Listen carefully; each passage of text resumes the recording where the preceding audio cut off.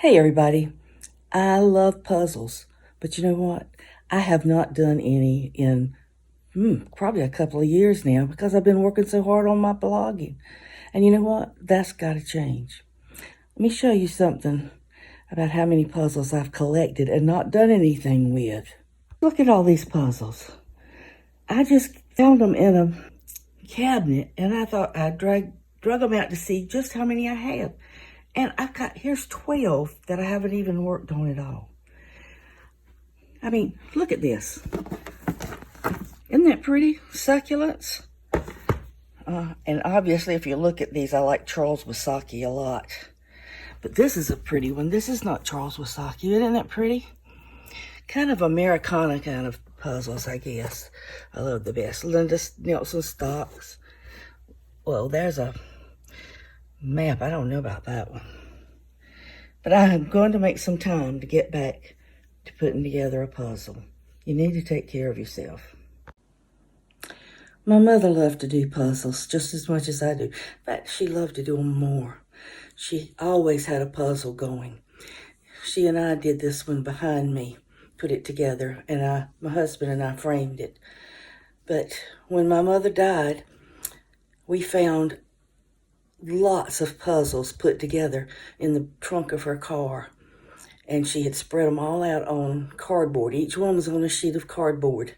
And I couldn't bear to throw them away. So my husband and I framed all of them and gave them to my sisters and nephews and nieces so they'd have a piece of one of the puzzles that Mama put together.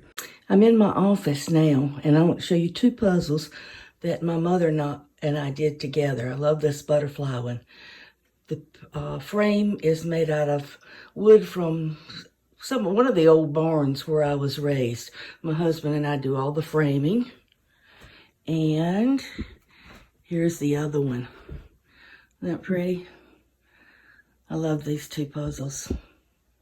I want to show you a few of the puzzles that I have put together. I like this one up here. In the old frame, my husband and I made the frame. We've got a little plaque on the back of it because the wood came from a house where I was raised. When my daddy tore it down, I found them later on a tier pole in the tobacco barn after he had died. So I took those down and we've used them to make a lot of frames with them. I love it. Here's a puzzle I made for my brother-in-law. He loved Coca-Cola puzzles. So I did this one and framed it in tobacco grating sticks. You really have to be Southerner to know about this. But my husband and I made this frame also, and then we put a plaque on it that says frame is tobacco grating sticks, Harry Peel Farm, circa 1950. Here's a 2,000-piece Coca-Cola puzzle that I made for my brother-in-law before he died. It also is framed in grating tobacco sticks that my husband and I made, and I've got the little plaque on it. But there's a funny story about this one. When I got to the end of this puzzle, 2,000 pieces, I had lost a piece. Couldn't find it anywhere. But my brother-in-law had another puzzle just like it.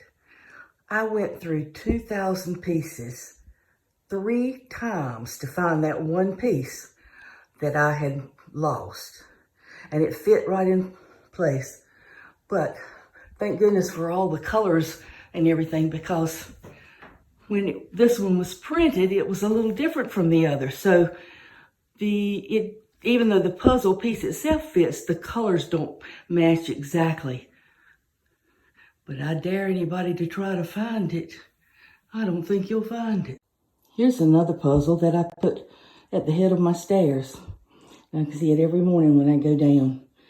I also have it framed in wood that came from the house where I was raised.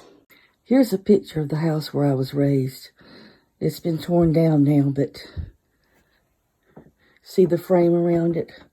That's the wood that came from that house. And that's the wood I use in a lot of my puzzles.